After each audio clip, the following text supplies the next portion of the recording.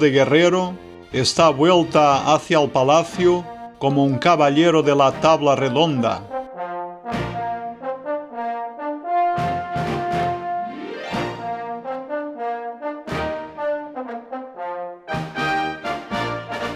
El interior es confortable y es también como un escaparate de varios estilos.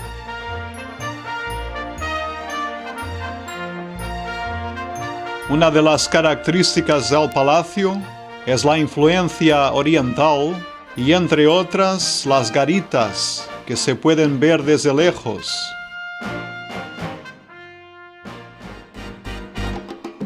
Más abajo hay el Palacio de Sintra, construido 450 años antes que el Palacio de Pena. Tiene dos grandes chimeneas de 33 metros de altura, puesto que dentro se preparaban los banquetes después de la caza real en las florestas de Sintra. Es el palacio real más antiguo de Portugal. El interior tiene la más antigua colección de azulejos en Portugal de los siglos XV y XVI, en un palacio donde se ve la curiosa estructura de una construcción medieval.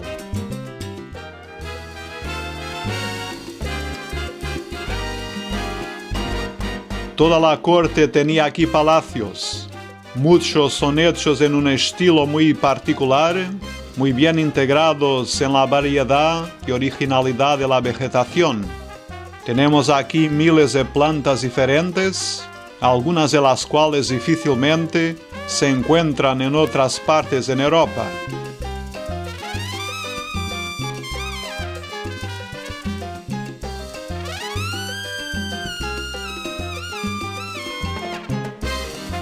En el otro lado de la montaña hay una grande construcción hecha de 1717 a 1730. En 13 años, el monasterio de Mafra fue construido simplemente porque la mujer del muy rico rey Juan V le ha dado una hija. Es todo en mármol y tiene 4.500 puertas y ventanas. Tiene bonitas estatuas de mármol de Carrara, hechas por la escuela de artistas que aquí ha trabajado. La iglesia de este enorme monasterio es también sorprendente.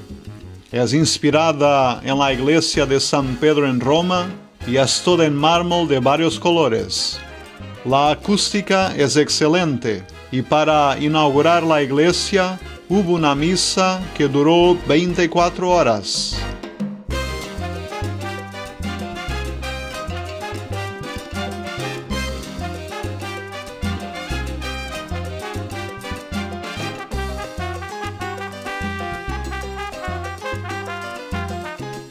Hay 6 órganos del siglo XIX, entre los más valiosos en el mundo. La cúpula tiene 70 metros de altura, la más alta y la más bonita en Portugal y una de las más elegantes en el mundo. Las salas son también enormes. Los frailes vivían casi junto a la monarquía, puesto que Mafra era monasterio y palacio real. Para ellos habían 900 salas y cuartos.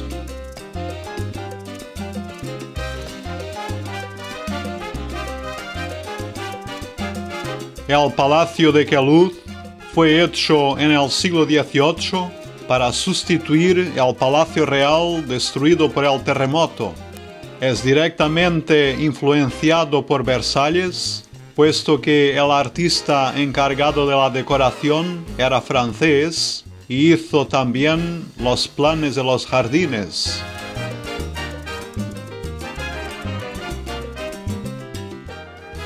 Es también dentro que sentimos la influencia de Versalles, con sus espejos en puertas y ventanas y la fina talla dorada.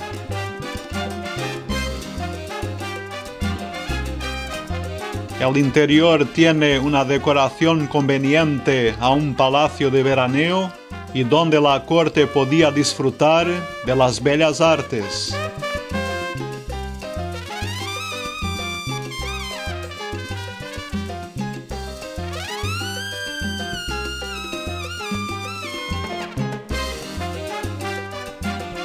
Influencias orientales como jarrones chinos, seda en las paredes y el dibujo oriental van bien con muebles y tapices portugueses y franceses, arañas italianas, con azulejos portugueses en las paredes.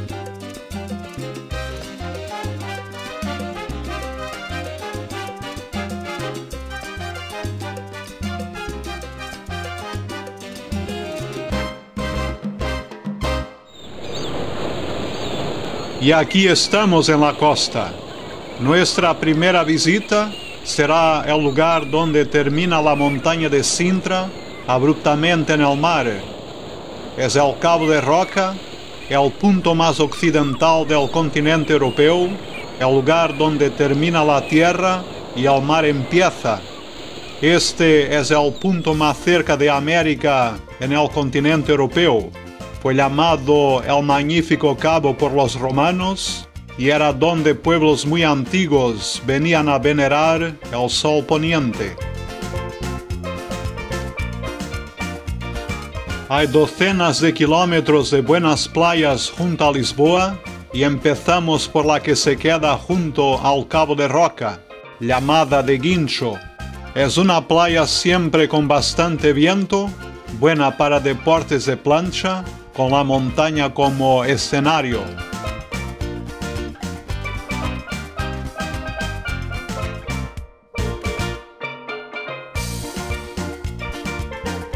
La formación granítica de Sintra nos proporciona escenas admirables.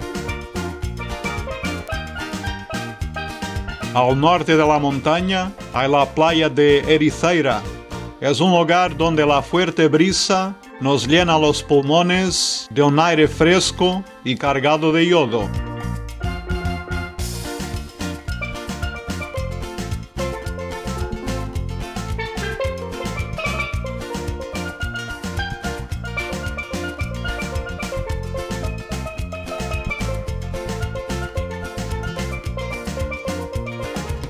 Es una bonita playa. Es también un solicitado puerto de pesca, donde los pescadores están siempre de salida en sus pequeñas embarcaciones que enfrentan grandes olas, como en varios puertos pesqueros en Portugal.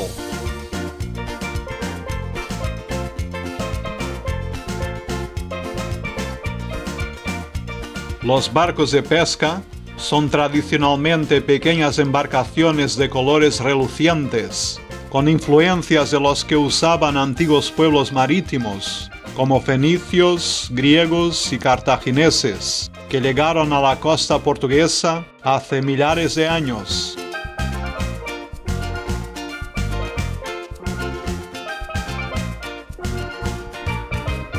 Vamos a volver al sur para ver la costa de Estoril, que está junto a Lisboa y es donde están de las más famosas playas de Portugal.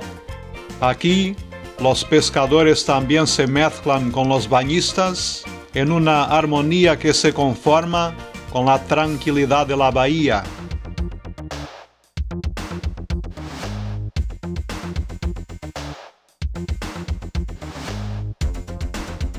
La bahía de Estoril fue promocionada en el principio del siglo XX como la Costa del Sol, pues se dice que tiene 300 días de sol por año.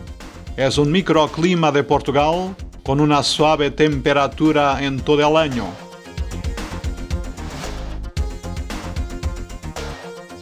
Había una conexión de trenes con París antiguamente y los turistas aquí llegaban de varios países en Europa. Se ha vuelto un lugar de moda en el principio del siglo XX y su fama todavía se mantiene. Pero su desarrollo viene ya del final del siglo XIX, cuando los baños de mar se empezaron a quedar en moda. La corte venía a la playa y muchos aristócratas mandaron hacer sus palacetes junto a las playas, siendo que todos se integran muy bien en el paisaje sin desfigurarlo. Muchos existen todavía y son un adorno para la costa. Fue también donde muchos reyes han venido a pasar sus exilios. Junto a tantos otros refugiados, Estoril se convirtió en un paraíso para muchos.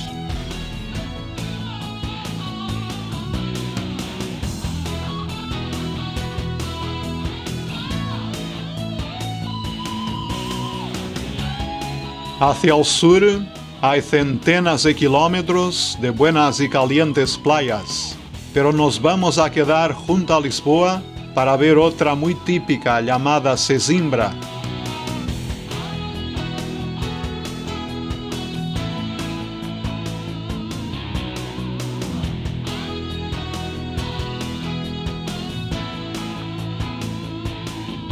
Es también un antiguo puerto de pescadores de mucha tradición, donde barcos un poco más aparatosos salen para la pesca del conocido pez espada.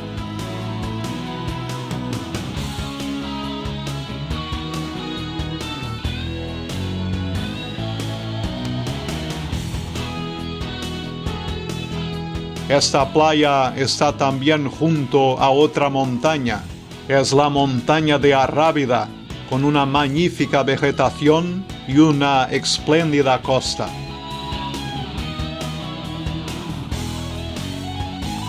Si miramos algunas de las playas aquí, nos damos cuenta que el agua es tan clara que se puede ver al fondo del mar. Es que una alga de esta región libera el agua de las impurezas y nos bañamos en aguas absolutamente claras. Al norte de Lisboa hay la famosa playa de Nazaré. Esta playa apareció en el siglo XVIII, siendo hasta entonces cubierta por el mar y es ahora un conocido lugar de vacaciones. Su nombre viene del hecho de que, en la cima de la colina, apareció la Virgen de Nazaré al caballero llamado Don Fuas. Es donde sube ahora un típico funicular.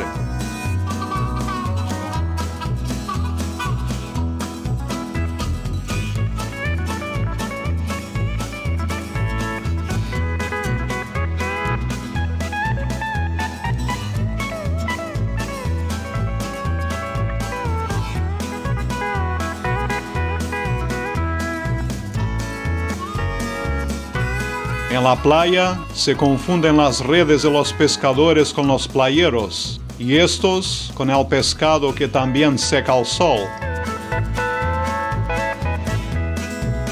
Las mujeres de los pescadores se dedican a cuidar del pescado que sus maridos pescan y tienen por tradición llevar 7 faldas.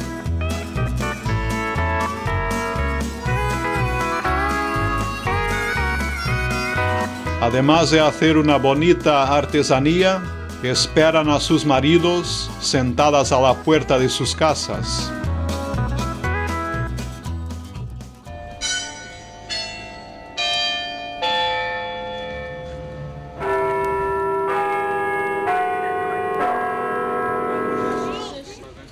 Y llegamos a Fátima, en el centro de Portugal, uno de los más importantes centros de peregrinación, visitado por peregrinos de todo el mundo que llegan de rodillas a la capilla construida en el lugar donde apareció la Virgen de Fátima a 3 pastores, Lucia, Jacinta y Francisco, confiando 3 secretos y transmitiendo su mensaje de paz en 1917 durante la Primera Guerra Mundial.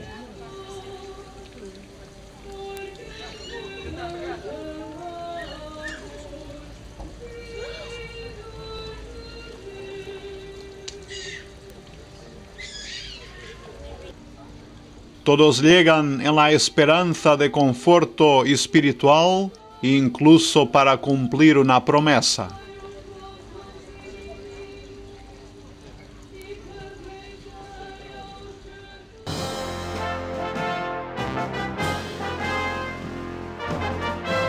El monasterio de Batalla, empezado en 1387 y terminado en 1533, es un homenaje a la victoria del rey Juan I, que inició la llamada ínclita generación de los conquistadores portugueses.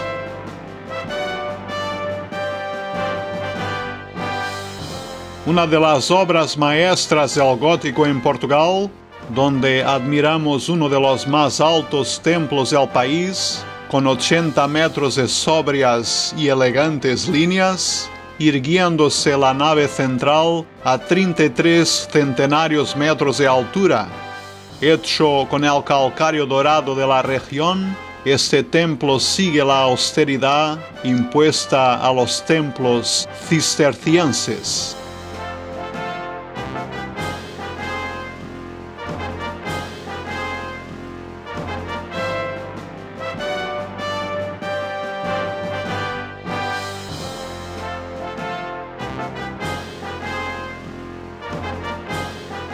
En el panteón del rey Juan I, con una de las más bellas decoraciones en gótico final, están las tumbas del rey y su mujer Felipa de Lencastre, y algunos de sus descendientes, ricamente ornamentadas.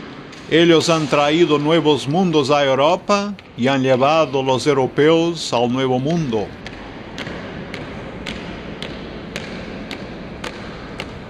Hay soldados de guardia a la tumba del soldado desconocido de la Primera Guerra Mundial que podemos ver pasando por los claustros, también ricamente decorados en estilo manuelino. Artistas de varios países han venido a trabajar aquí, trayendo influencias del gótico final francés e inglés, del plateresco de España y del Renacimiento italiano.